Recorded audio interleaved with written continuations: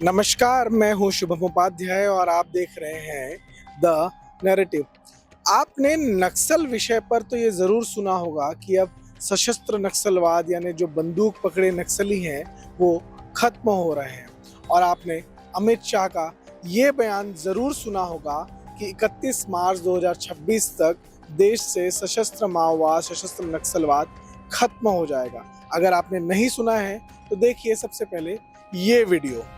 हमारा संकल्प है कि 31 मार्च 2026 तक इस देश को नक्सल समस्या से हमेशा के लिए मुक्त कर हमारे आदिवासी भाइयों बहनों के विकास का रास्ता हम साफ कर देंगे, प्रशस्त करेंगे। 31 मार्च 2026 को इस देश की भूमि पर से हम नक्सलवाद को पूर्ण रूप से समाप्त करने का काम करेंगे कि 31 मार्च 2026 तक ये देश नक्सलवाद से मुक्त हो जाएगा।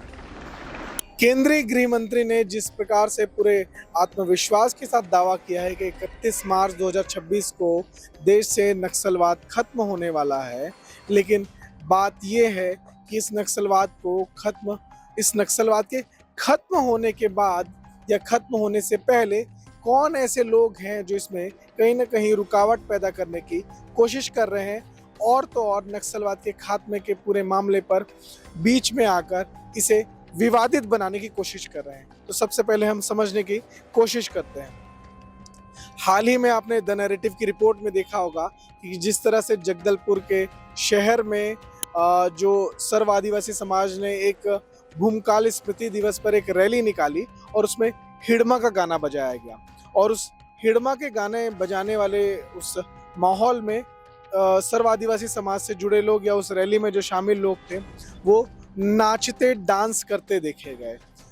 ये रिपोर्ट भी हमने द नैरेटिव पर डाली हुई है, आप डिस्क्रिप्शन में लिंक इसका उसके माध्यम से इसे देख सकते हैं।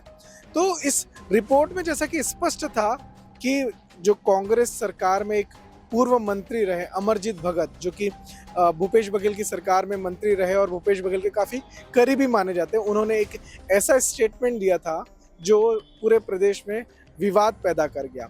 उनका कहना था कि जो भी जल जंगल जमीन की बात करेगा, उनके संरक्षण की बात करेगा, जो अधिकारों की बात करेगा, जनता उसका समर्थन करेगी। जो जल जंगल जमीन को बचाने की बात करेगा उसको समर्थन मिलेगा। हिड़मा के समर्थन की बात को लेकर भी उन्होंने कहा था कि वो हिड़मा हो या चाहे कोई और हो, जो भी अधिकारों की बात करेगा लोग उसका समर्थन करेंगे।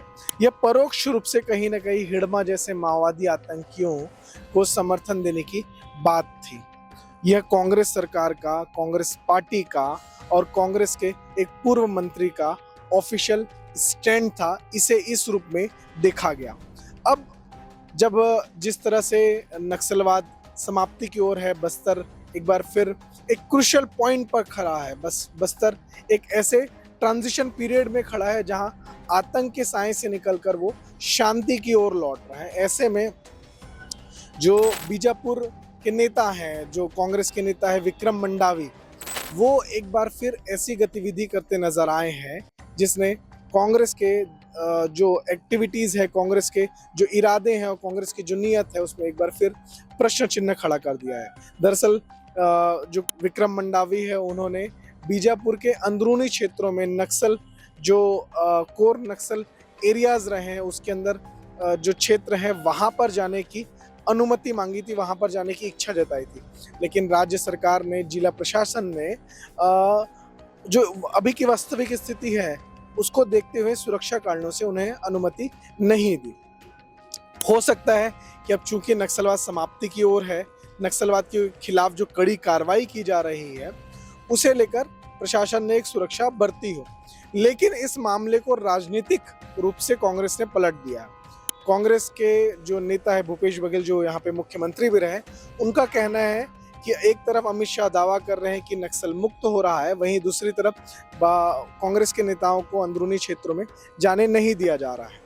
लेकिन सवाल ये उठता है कि क्या अभी छत्तीसगढ़ या बस्तर या भारत नक्सल मुक्त हो चुका है? सवाल ये भी उठता है कि क्या जब नक्सल मुक्त होने की कगार पर आ चुका है ये भारत, ये बस्तर का क्षेत्र, तो वहां पर कांग्रेस के नेता इस तरह के बयान और इस तरह की एक्टिविटीज को क्यों कर रहे हैं? सवाल ये भी उठता है कि क्या कांग्रेस सरकार नहीं चाहती कि बस्तर नक्सल मुक्त हो? सवाल कई हैं, लेकिन इसका जवाब सिर्फ कांग्रेस सरकार या कांग्रेस पार्टी या कांग्रेस के नेता ही दे सकते हैं। बात यह है कि जिस तरह से मैंने जितना बस्तर को जमीन से देखा है, मैंने ग्रामीणों से बात की, जो बस्तर की जो तासीर है, बस्तर की जो समझ है, उसे समझना बहुत मुश्किल है। जो बीजापुर और सुकमा का जो बेल्ट है, जहां पर अभी सबसे अधिक जो आईडी बिछे हुए हैं, 2025 की अगर हम आंकड़ों को कुछ लेकर बात करें तो 2025 में ही वहां पर कई आईडी विस्फोट हुए थे, जिसमें 12 जवान बलिदान हो चुके थे, जिसमें एक एडिशनल एसपी शामिल थे। इसके अलावा 46 जवान घायल हुए थे। लगभग 750 के आसपास वहां पर आईडी बरामद हुए थे उस पूरे साल में, 2025 में। ऐसे में अभी भी संभावना है, अभी एक दिन पहले ही वहां के सुरक्षा बलों ने 30 किलो आईडी विस्फोटक बीजापुर में बरामद किया है। तो कुल मिलाकर बात यह है कि नक्सलवाद तो खत्म हो रहा है, लेकिन जमीन पर जो उनके बिछाए गए जो बारूदी जाल हैं, उसे खत्म करना, उसे खोजना अभी भी एक चुनौती है जो सुरक्षा बलों की टीम लगातार कर रही है। ऐसे में यदि कांग्रेस के नेता वहां पर जाते हैं, ऐसे स्थानों में जाते हैं और कोई ऐसी अनहोनी घटना हो जाती है, तो एक बार फिर ये सवाल और प्रशासन और शासन पर उठाए जाएंगे, और यही सवाल कांग्रेस पार्टी के साथ साथ पूरा समाज और पूरी मीडिया भी उठाएगी।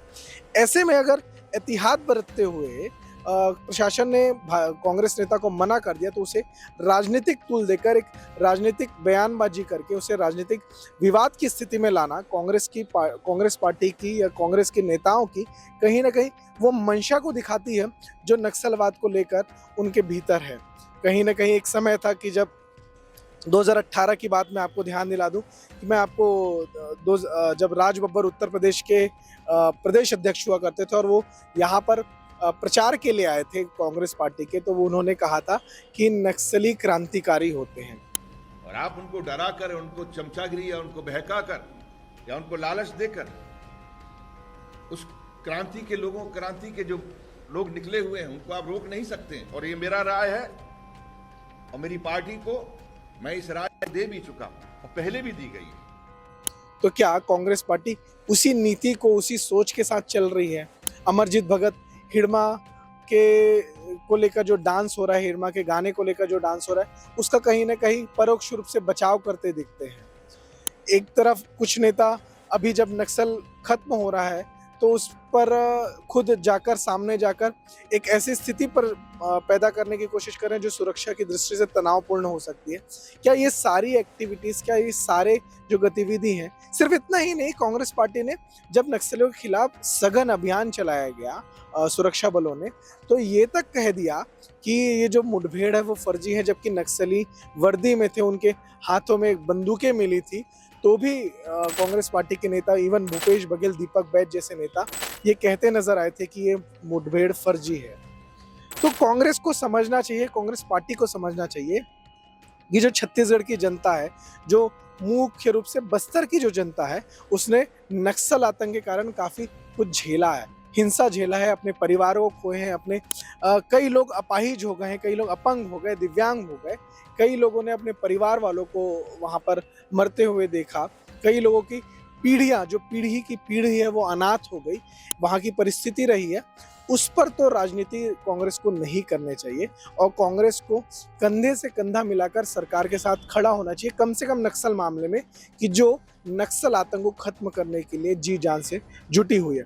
वहीं सुरक्षा बलों का मान, सुरक्षा बलों का आत्मविश्वास भी बढ़ाना चाहिए कांग्रेस को, जो अपनी जान को दांव पर लगाकर नक्सलियों को न सिर्फ मुकाबला कर रहे हैं, बल्कि बस्तर की जो जनता है उनके जान की रक्षा भी कर रहे हैं। इस पूरे मामले पर आप क्या सोचते हैं वो हमें ज़रूर बताइए।